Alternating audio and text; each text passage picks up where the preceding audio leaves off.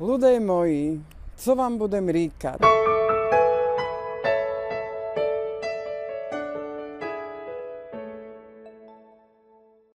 Takto som sa vám prihovárala od marca roku 1999 zo stránok Račianskeho výberu, ktorý sme založili spolu s Gabom Martinickým. Som z poslednej generácie starých Račanov, ktorí ešte vedia rozprávať račianským nárečím. Nuž z nášho račianskeho života sa vytráca veľa vecí, ktoré boli pre Raču typické.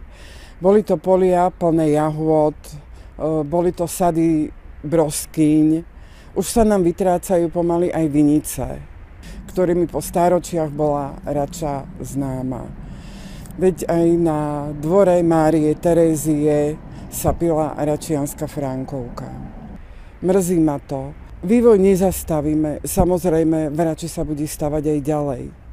Ale treba tomu dať rámec, aby sa zbytočne nezahusťovalo, aby sa zbytočne nezvyšovala už aj tak neúnosná doprava. A preto som sa pripojila k Michalovi Drotovánovi ako skupine ľudí, ktorí by boli radi, keby bola Rača lepším miestom pre život. Ak sa teda chcete s nami zoznámiť aj osobne, príďte na stretnutia s nami, ktoré budú v tomto predvolebnom období. Ľudé moji, chcem vás pozvať do voleb, aby ste išli voliť a volili ľudí, ktorí naozaj majú záujem o zlepšení života v Rači. My vám nesľubujeme pečené holuby do huby, ani raj na zemi. Ne, to sa nedá.